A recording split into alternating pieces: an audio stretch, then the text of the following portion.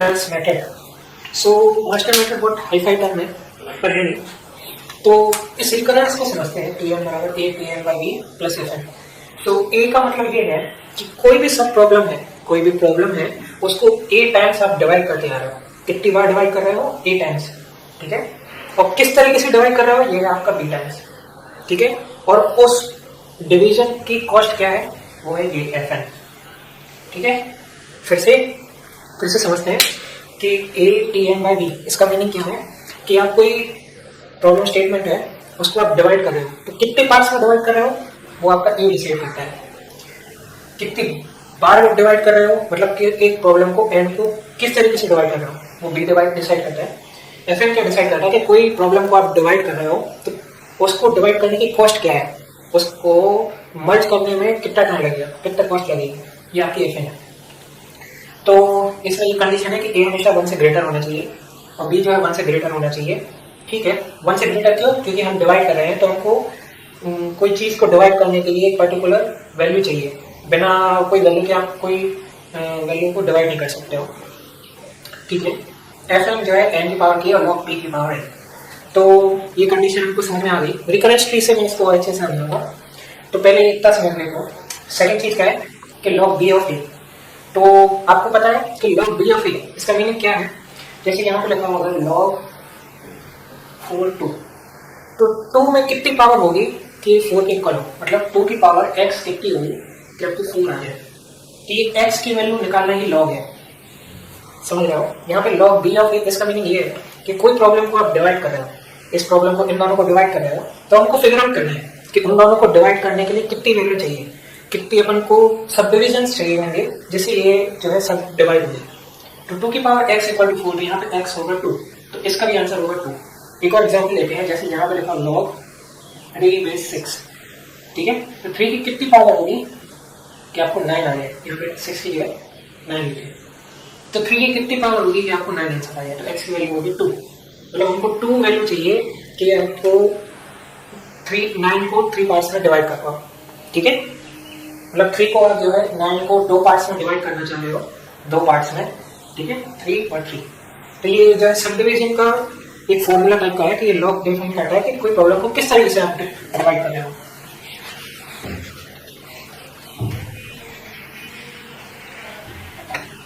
पहली चीज। सेकंड चीज क्या है? ये जो के है, के आपकी कॉस्ट है। ये कॉस्ट डिटरमाइन करती है कि कोई फंक्शन को आप कंबाइन करोगे, जब डिवीजन हो जाएगा उसके बाद जब आप कंबाइन करोगे तो इस कॉस्ट से उस सब डिवीजन का क्या रिलेशन फॉर्म होता है। क्योंकि हम यहाँ पे डिवाइड कर रहे हैं ए को बी फॉर्म्स में, तो उस सब डिवीजन में जो n की पावर की है ये कॉस्ट है कि कोई फंक्शन को जब डिवाइड करते आ रहे हो तो उसको मर्ज करोगे आप, क्योंकि डिवाइडिंग कॉन्कर प्रॉब्लम है, तो आप मर्ज करोगे तो उस कॉस्ट को किस तरीके से डिफाइन करोगे। तो ये लॉग बी बेस ए है, ये के इक्वल है। तो ये के जो है आपका एन लॉग बी ऑफ ए। अगर ये जो सब डिवीजन है ये इस कॉस्ट से ग्रेटर है, अगर ये जो सब डिवीजन है जिसकी वैल्यू हम लॉग के फिगर आउट कर रहे हैं, अगर ये के से ग्रेटर है तो फिर हमारा आंसर होगा एन लॉग बी ऑफ ए। ठीक है। तो इन दोनों का रिलेशन इस टाइप का है क्योंकि हम डिवाइड कर रहे हैं, उस डिवीजन को फॉर्म कर रहे हैं जो अपन की रिकरेंस को फॉर्म करती है। सही चीज कि अगर इन दोनों की कॉस्ट है, मतलब हम बी को किस तरीके से डिवाइड कर रहे हैं कि उसका जो बेस है वो बी हो। अगर ये के की इक्वल हो, मतलब ये जो एन की पावर के है यहाँ पे जो अपन की कॉस्ट है, अगर ये के की इक्वल होगी तो फिर यहाँ पे 3 कंडीशन लागू होंगी। 3 कंडीशन इस टाइप से है कि ये जो लॉग एन है, ये जो लॉग एन है ये एन की पावर के है, इसके डिवीजन में भी हो सकती है। ठीक है। तो ये पी की पावर होगी -1, ये अपन की n की पावर k है, तो डिवीजन में होगी log n p equal to -2। तो ये जो -2 है, ये -1 है, ये सेकंड और थर्ड कंडीशन होती है। ठीक है। और फर्स्ट कंडीशन जहाँ पे p की वैल्यू 0 रहती है, ये सबसे ज्यादा फ्रीक्वेंटली यूज होता है। इसमें डिसाइड करता है कि आप जो कॉस्ट या फिर डिवीजन कर रहे हो कोई फंक्शन को, जो उसको सबमर्ज करने की कंडीशन है वो आपकी हमेशा p+1 से डिसाइड होगी। p+1 कैसे? क्योंकि हम कोई फंक्शन को डिवाइड कर रहे हैं, उसकी कॉस्ट है log p ऑफ n, तो इस p का एक पावर है इंक्रीमेंट इसलिए करते हैं क्योंकि ये -1 से ग्रेटर है। ये जो p इक्वल टू -1 है, इसका मीनिंग ये है कि हम कोई फंक्शन की पावर डिफाइन कर रहे हैं, उस फंक्शन की पावर इस तरीके से डिफाइन कर रहे हैं कि वो स्लोली कन्वर्ज होता जा रहा है। उस कन्वर्जन के लिए हम log ऑफ n लेते हैं। हर कंडीशन इस टाइप से अगर p जो है आपको -1 है, -1 मतलब ये आपका डेनोमिनेटर में, ये p है यहाँ पे लिखा है मैंने, अगर ये डेनोमिनेटर में तो इसका मीनिंग ये है कि आपकी n की पावर k इसको एक्सीड करेगी, क्योंकि हमको अपर बाउंड या फिर लोअर बाउंड को फिगर आउट करना है। और अपर बाउंड का मीनिंग ये है कि n की पावर k log n को एक्सीड करेगी। उस एक्सीडिंग के लिए ये p की पावर -1, मतलब p का नेग्लिजिबल अमाउंट में है क्योंकि -1 से लेस। तो हम कंपैरिजन किस चीज कर रहे हैं? दो चीज का, एक a और b, इन दोनों का कंपैरिजन कर रहे हैं। किसके रिस्पेक्ट में? रिस्पेक्ट में कर रहे हैं k2, मतलब n जो आपकी कॉस्ट है उस कॉस्ट से आप कंपैरिजन कर रहे हो। इस कॉस्ट कंपैरिजन किस बेसिस पे हो रहा है कि वैल्यू ग्रेटर है तो n log b of a, अगर ये इक्वल है तो फिर n की पावर k और log p प्लस 1 n, अगर ये लेस है तो ये n की पावर k और log p ऑफ n, अगर ये 0 से ग्रेटर, अगर 0 से लेस है तो ये नेग्लिजिबल है, मतलब ये जो p है अगर ये मतलब डिनोमिनेटर में है तो हम इसको इग्नोर करेंगे, ठीक है। तो ये एक प्रॉब्लम है tn equal to 2tn/2 plus n square. तो ये n स्क्वायर है, n स्क्वायर का क्या मीनिंग है? ये कंप्यूटेशन वर्क है, मतलब कोई रिकर्सिव कॉल है कि फंक्शन को बार बार आप कॉल कर रहे हो, कोई प्रॉब्लम को छोटे छोटे पार्ट्स में, स्मॉल पार्ट्स में ब्रेक करके उसको सॉल्व करने की कोशिश कर रहे हो। तो ये एडिशनल कॉस्ट है, मतलब एक फंक्शन को कॉल करोगे फिर से इसको डिवाइड करोगे, डिवीजन के बीच में एक एक्स्ट्रा n स्क्वायर जो है एक्स्ट्रा आपने लूप्स रखे हैं रिकर्सिव कॉल के बीच में, ये डिफाइन करता है कि आपका जो रिकरेंस है वो किस फॉर्म में जाता है। जैसे en है तो यहाँ पर 2 लिखा है, मतलब 2 पार्ट्स में डिवाइड कर रहे हो, इस n को n/2 और n/2 के फॉर्म में डिवाइड कर रहे हो। इसका एग्जांपल लेते हैं, जैसे n की वैल्यू रखते हैं यहाँ पे 4, ठीक है। तो ये 4 है, इसको आप 2 पार्ट्स में डिवाइड करोगे। किस तरीके से करोगे? ये आपका होगा 2 पार्ट्स, ये होगा 2 पार्ट्स, ठीक है। इसके भी 2 पार्ट्स होंगे, ये होगा 1, ये 1, ये भी होगा 1, ये होगा 1, ठीक है। एक एक्स्ट्रा आपने n स्क्वायर लिया है, मतलब ये है आपका 4 स्क्वायर, ठीक है। तो इसको आप मास्टर्स मेथड से कैसे सॉल्व करोगे? तो इसमें देखते हो ये आपका पैरामीटर्स हैं, इसमें आप n सबकी वैल्यू रखें, ठीक है। तो आपके पास a है यहाँ पे 2, b है यहाँ पे 2, क्योंकि a है ये b है, और k है आपका 2 और p की वैल्यू यहाँ पे 0 है क्योंकि यहाँ पे कोई लॉग नहीं है। इसका मीनिंग क्या है कि जैसे अगर हम निकालते हैं log a बेस b, मतलब log 2 और 2, तो ये होगा 1, ठीक है। ये अगर 1 है तो ये आपका क्या 2 से स्मॉल है? हाँ है, ये log बेस b है। इन दोनों को कंपैरिजन है आपका इस वाले से, क्योंकि हमको कॉस्ट को फिगर आउट करना है कि इसमें किस टाइप की अपर बाउंड है। अगर ये 1 2 से लेस है और ये p है, p क्या है आपका? p है ग्रेटर देन 0, तो इसमें होगा केस 3 है, केस 3 का फर्स्ट पार्ट होगा। इसका मीनिंग है थीटा n है ये, k आपका 2 स्क्वायर और आपका फिर है log p क्या है यहाँ पे 0, मतलब ये होगा आपका थीटा n स्क्वायर। मतलब ये जो n स्क्वायर है ये एक्सीड करता है कोई के प्रॉब्लम को, डिवीजन को लेकर, ठीक है। तो ये मास्टर्स मेथड को दूसरी तरीके से लिखने का तरीका है कि आपको अगर गिवन है x equal to log b of a, तो b की पावर x, मतलब ये जो b है ये आपका यहाँ पे शिफ्ट होगा, तो b की पावर x बराबर y, ठीक है। तो इसके बेसिस पे आपका ये रिकरेंस डिफाइन होता है।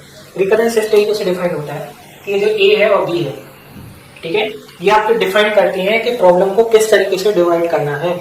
ये आपकी डिवाइड करती है कि प्रॉब्लम को 2 या 2 से ज्यादा पार्ट्स में डिवाइड करना है। ये कर रहा है कि प्रॉब्लम किस तरीके से डिवीजन हो रहा है, और ये n की पावर की कॉस्ट है कि कोई फंक्शन को डिवीजन या फिर आप मर्ज कर रहे हो तो एक एडिशनल पैरामीटर्स यूज कर रहे हो रिकर्सिव कॉल्स के अलावा।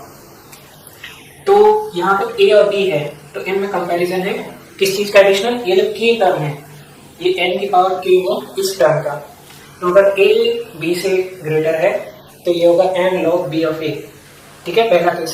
सेकंड केस है कि अगर a b k के इक्वल है, अगर ये दोनों इक्वल है इसकी पावर k के, तो p अगर ग्रेटर देन -1 है, ये वाला p है, ये वाला अगर ये 0 या फिर 0 से बड़ा हुआ है तो यहाँ पे p प्लस 1 n हो जाएगा, log b a log p plus 1 n, पहली चीज।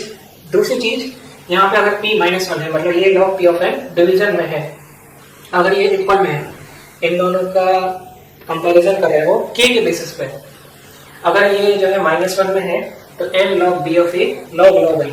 2 log क्यों है? क्योंकि हम प्रॉब्लम को सब डिवाइड कर रहे हैं और हम n को इस तरीके से रिड्यूस कर रहे हैं कि उसकी पावर धीमे धीमे रिड्यूस हो जाए, क्योंकि यहाँ पे ये डिवीजन में है। अगर -1 है मतलब नेग्लिजिबल है तो सिर्फ हम n log b of a को कंसिडर करेंगे, हम log n को या फिर ये जो p वाला टर्म है इसको इग्नोर करेंगे क्योंकि ये -1 के पावर लेस है। पहली कंडीशन क्या है, अगर ये वाला पार्ट, ये पहला आपका डिवीजन को सिग्निफाई करना है कि प्रॉब्लम किस तरीके से डिवाइड हो रही है। अगर ये प्रॉब्लम ग्रेटर है b के सब डिवीजन से तो n log b of a directly आप लिख दोगे। ये वाला और ये वाला ये दोनों इक्वल है, क्यों है, क्योंकि हम ये p को कंपैरिजन कर रहे हैं, इसकी पावर हमेशा -1 से लेस होनी चाहिए।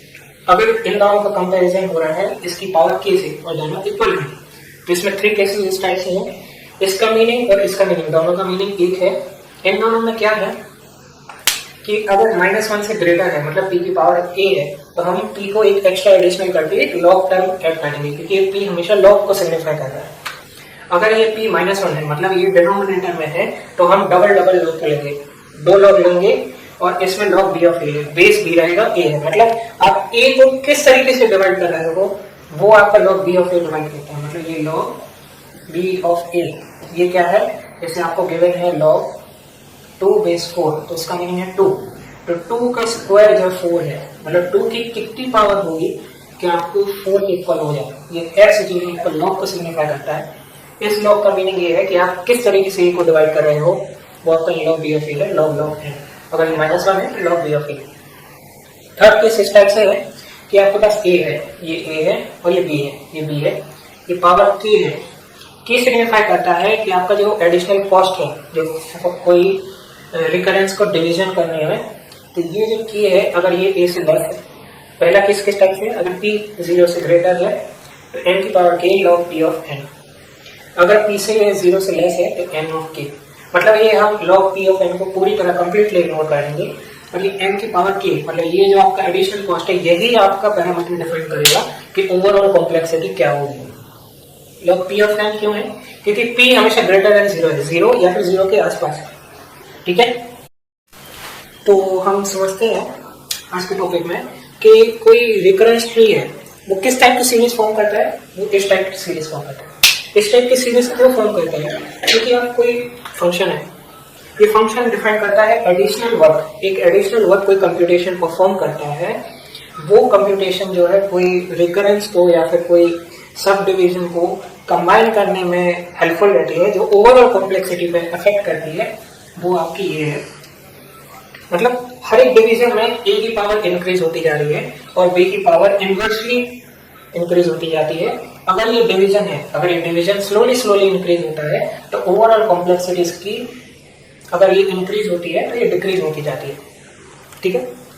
मीनिंग ये है a आपका डिवीजन है, b आपका किस तरीके से डिवाइड हो रहा है, ठीक है। तो इसमें fn बराबर n की पावर गामा, ये n की पावर गामा क्या है, ये n की पावर गामा डिफाइन करता है कि आपकी प्रॉब्लम में किस तरीके का सीक्वेंस फॉर्म होता है। सीक्वेंस किस टाइप से फॉर्म होता है, जैसे कि n की पावर गामा है, ये आपका फंक्शन मतलब एडिशनल कॉस्ट है, एडिशनल कॉस्ट जो डिफाइन करती है कि आपका फंक्शन किस तरीके से डिवाइड हो रहा है। एडिशनल कॉम्प्लेक्सिटी है, ये आपकी एडिशनल कॉम्प्लेक्सिटी यहाँ पे लिख दी मैंने, और ये गामा जो है हर एक फंक्शन में हर एक के साथ ऐड होता है। अगर मैं n की पावर गामा को कॉमन ले लूँ तो 1 प्लस a अपॉन b का gamma plus a upon b का गामा का स्क्वायर प्लस स्क्वायर, तो ये a अपॉन b का गामा है, ये ही आपकी मास्टर्स थ्योरम है।